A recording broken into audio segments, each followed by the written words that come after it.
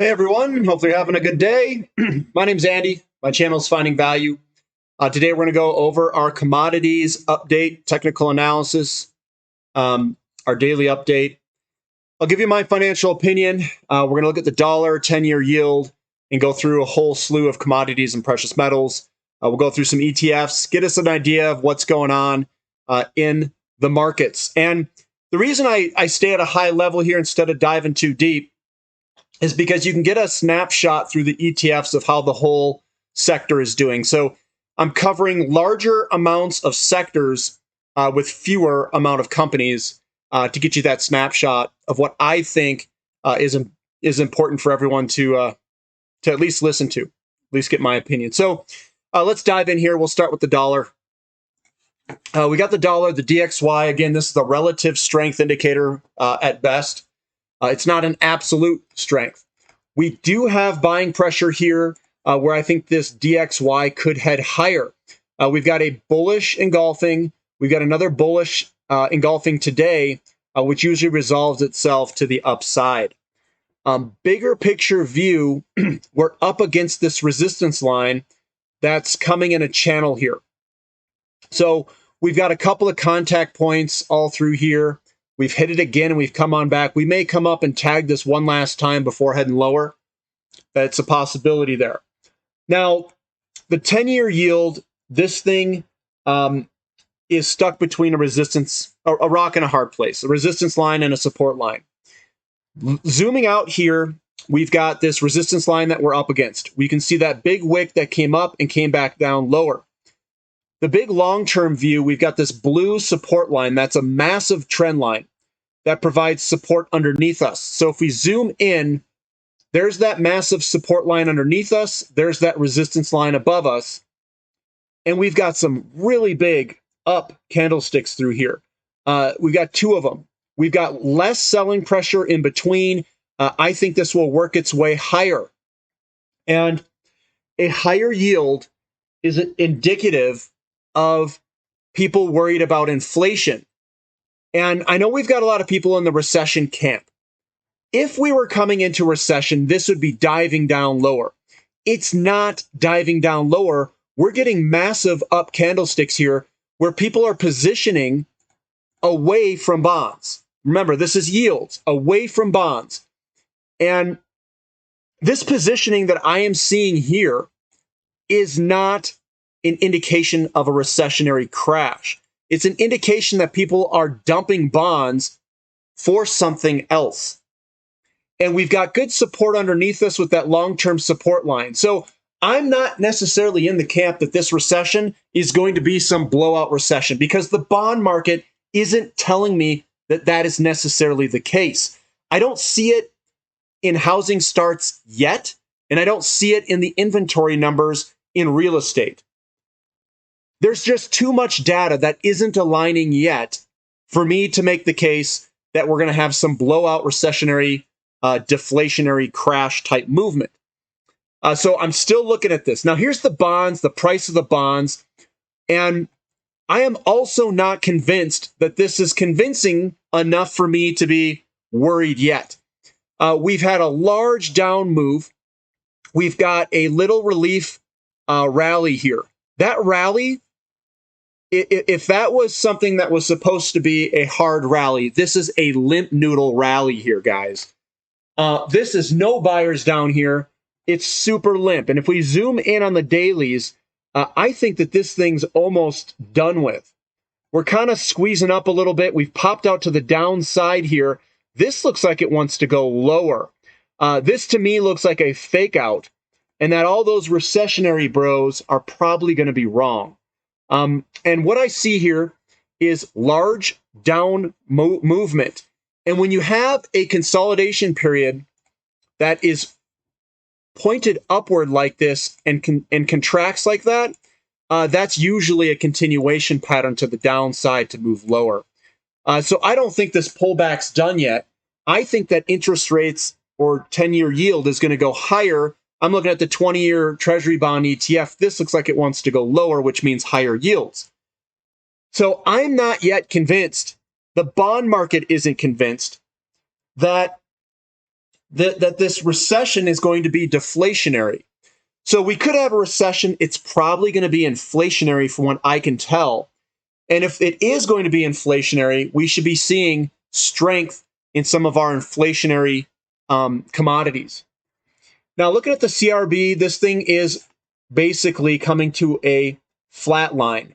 The buyers equal the sellers here. This usually resolves itself upward. It looks good for a move to the upside with the contraction in the size of these candlesticks coming lower to basically a support zone. So that looks to me like we want to go higher. Again, in the short term, anything can happen. You could have a false move lower and then a break higher. We could put in a lower opening where we put in a big, large bullish engulfing. There's many of scenarios that can happen where we open lower, close stronger, create a bullish scenario, and move on higher from there. Gold heading a little bit lower, but that 10-year yield going up and the dollar going up isn't necessarily helpful for gold. Although we are doing a retest move at this time right to this trend line. We need to close above this guy, which we have. We closed here. We want to stay above this support level and work our way higher. This is not necessarily a reversal candlestick, although since it's really close, it's difficult to say. It could be a bearish piercing where we could head lower. I'm going to hold my judgment on it at this time and see what the trading does after it. Silver still looks good. We've got nice, good buying pressure with that wick at the bottom there. I still think that we're going to resolve ourselves higher eventually. Could this come back a little bit more? It could, but and do more of a return retest move off this trend line break.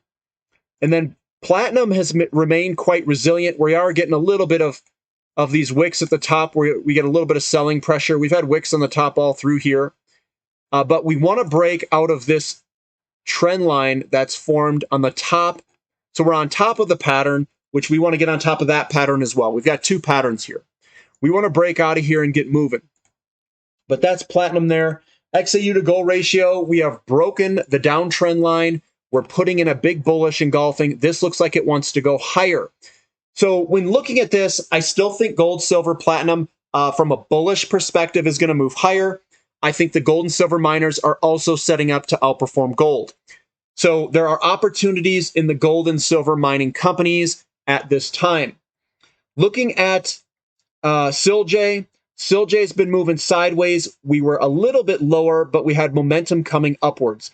This still looks excellent to move higher. GDX also looks excellent to move higher in the short to medium term. Downtrend line broken. I think we will eventually work our way higher. Looking at crude oil. Now, crude oil's experienced some incredible volatility. I think someone's in here manipulating, doing a bunch of stuff with the Strategic Petroleum Reserve releases. I think we were going to go right here. Someone came in here and stopped that move. Large selling pressure these past few days. They're pushing this. They're going to try to push it below this trend line, basically where we're at. We tried running today. We ran into some selling pressure. We'll see what happens the next couple of trading sessions. We are going to experience extreme volatility. So this is one where if they push it lower even, I'm not convinced that they can hold it down there for any length of time. I think we're going to go higher eventually. So I view this as a buying opportunity in crude oil. Natural gas is the same thing. Ultra volatility through this entire area here. We've had buying, this is a move to go higher. We got slammed in the face. Then we threw in another bullish engulfing to go higher here. The sellers aren't coming in here and wrecking it. So I am on the side or the bull camp here where we could potentially go higher. We are high on this pattern here. Could we come back here in the fall? It is possible. But the candlesticks say we want to go higher the past couple of trading sessions over the past week, let's say. So it still looks good. Now, when we look at to see how people are positioning, yeah, you know me and XOP, we've got a nice good bullish engulfing here. That is a indication to move higher. We also have good momentum to the upside. We came to a bearish piercing and then got answered back with the bullish piercing right after it. So I still think that this could go higher. It looks like people are positioning in XOP for a potential move higher. We are sitting on top of the patterns, support through it here, and a trend line logarithmically are still on top of it. So I am looking at this like we've got upside potential with good downside support, good risk reward in this vicinity down here. And I'm seeing a lot of the companies put in bullish engulfing and bullish piercing patterns across the board. So people are positioning in these sectors. OIH, this is the energy service sector. We are low. This is a bullish piercing where we could potentially head higher. So it looks like we are firming up on this support line. This is typically where I like to look at potential investments. If you guys want to know what those investments are, come to the question and answer session. It is tomorrow, Saturday at 7 a.m. Mountain Standard Time, and you can ask questions. And I will go over my favorite companies to be loading up on at that time. There are a couple of energy service companies that I really like. Looking at uranium. Uranium is moving sideways here. We popped higher this week. We had a little bit of selling pressure today, 47.65. Still looks pretty good to me. Looking at the Sprott Physical Uranium Trust on the daily candlesticks, we've got bullish engulfing, bullish engulfing, bullish engulfing in this stair-stepping pattern. I think we're going higher still. Looks good. We've broken the downtrend line, which is this guy here. And what we really need to do here on the big picture view is we need to break this resistance line. We break 1830, 1815, somewhere in that range. If we clear 1850 plus and close, we need to close above here and stay above here. We could see the promised land much higher than where we are today. That's the big picture view. Short term, we're going to take a run at it coming up this next week. URNM also putting in a bullish engulfing. I don't see too many buyers in that or sellers in that circle there. We've got the stair-stepping pattern based off a bullish engulfing pattern. That looks ultra bullish to try to move higher. Downtrend line broken. Big picture view. We've got a little bloody nose forming, which is a bullish pattern to the upside. We are very low in this pattern here. We're going to try to get back up to the upper end of this channel, which is $150, $140, depending on how fast we get up there and where we contact it. But that's the big picture view for URNM. CCJ is also working its way higher. It's got a broken downtrend line. We've got a nice, good bullish engulfing. This thing wants to launch higher. Looks very solid from my perspective in uranium. Lots of good opportunities there. Again, if you want to know what my opinions are on that, check out the description link in the Platinum membership. Now, TAN is still looking good. We don't have selling pressure too much over here. We've broken out of a large downtrend channel, which is this side looks similar to this side. We are breaking that downtrend line where I think we could move substantially higher. There isn't much resistance on the way that this thing fell down. I think we could have a move that is not exactly the same, but similar on the way up. So TAN's looking very good in the solar. COPX looking fantastic. We're putting in buying pressure. We're moving sideways after this large shellacking of a sell-off. I think this is going to resolve itself higher very soon, and there are potential investment opportunities around it in the diversified mining companies. Our CRB to S&P 500 is starting to get a little bit of buying pressure. Is this a false breakdown where we slingshot higher? It's a possibility. Too early to tell if that's going to be the case. But that's looking good. Coming down to rare earth metals ETF, we're throwing in a fat candlestick. I like it a lot. We're going higher is what I see. So that looks good. Lithium looking good. That looks like it wants to go higher. We've broken out of our downtrend line. Downtrend line 1, downtrend line 2. We've broken out of that. This looks like a good spot to be moving higher. Looking at the S&P 500, just moving sideways. Not really much to say there, not much selling pressure. I still remain bullish on it. And then also U.S. Composite Index still looks good. Not much selling pressure anywhere in this general vicinity. I think we're going to go higher still, momentum to the upside. Emerging markets, again, remember the dollar index has been strong with that increasing 10-year yield. I think that this looks poised for a potential move higher, sitting on top of a breakout. So that might be an opportunity if someone's looking for emerging markets. A weaker dollar, though, if we get a weaker dollar, that will be a huge tailwind to EEM. XHB will also look good for a move higher. We've broken the downtrend line. We've been trending higher, and the home builders index looks pretty good. Rolling down to lumber. Lumber is looking a little weaker. Now, we've got stronger home builders, weaker lumber. Does that mean that the demand for lumber is going lower? I don't know, because the supply-demand balance determines that. But perhaps lower lumber means that the home builders are going to make more money, and that we might be building homes at a slightly lower pace, but still at an elevated rate above the average. That is a possibility. So that's what I'm seeing in lumber. In cocoa futures, we've got a little bit of selling pressure right on this resistance line. I do think we're going to break higher. We've got lots of buying pressure with these 3 candlesticks in a row. Looking at wheat, wheat was strong. Last trading session, we got a little bloody nose here. We've broken the downtrend line. That does look like it wants to go higher.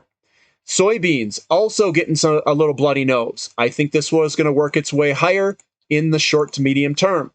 And then corn's also moving sideways. We got a big sell-off here. I do think that we're going to close that gap at some point and head higher. And then we've got copper. Copper looking good. Big bullish engulfing here. Broken downtrend line. I think eventually we will find ourselves at higher prices.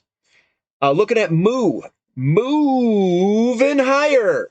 That is a bullish engulfing. Looks great. Looks fantastic. I think we're going to go higher in moo. Getting your moo on. Looking at aluminum. Aluminum firming up a little bit today, guys. It is putting in that bottom. We're seeing the stocks themselves firm up. There could be some investment potentials around this. We've also got the Baltic Dry Index. The Baltic Dry Index is going and breaking to the downside through our support level. We do have a lot of support in that general vicinity. We need to watch this, but it is going lower at this time. So that's what we've got. There's a lot of investment opportunities out there. It is, copper's looking better. I think there's some spots there. Aluminum. We've got some agricultural stuff that I think is looking quite good in the short term here. Uranium's on fire, guys. It looks really good to move higher. Hopefully I'm not jinxing it by saying that. And oil and natural gas, it has been a all-out battle between the buyers and sellers here. Lots of volatility. I'm holding on to my shares. I'm not really doing much in oil and natural gas. I'm trying to figure out which way this thing's going to go in the short term. Medium term, I think they're screwed. I think we're going higher in the medium term. I don't think that they have the production of oil, after these strategic petroleum reserves stop releasing oil. I don't think they have the production to support the demand that's out there. So I think we're going to go higher. I also think that natural gas, when we get this Freeport LNG terminal put back up, that natural gas is going to go higher in the medium term as well. But in the short term, it's very difficult to know where this is going to go. I'll say in the next couple months. We are in fall between demand, and we pull on back. It's a buying opportunity. If we head higher based off of the anticipation of the Freeport coming back online in October, which, again, guys, we've got hurricane season coming up. We've got Freeport LNG coming back online. I see no reason to sell, even if there's a little bit of weakness in the short term. I would view that as a buying opportunity. So that's what we see across the board. There are some investment opportunities out there. If you guys are interested, you can sign up to the Platinum membership in the description link below, and you can see and ask me questions on what I think those opportunities are and the risks involved with it. If you guys like my content, give me a thumbs up, subscribe to the channel, and we'll catch everyone later. This is Finding Value.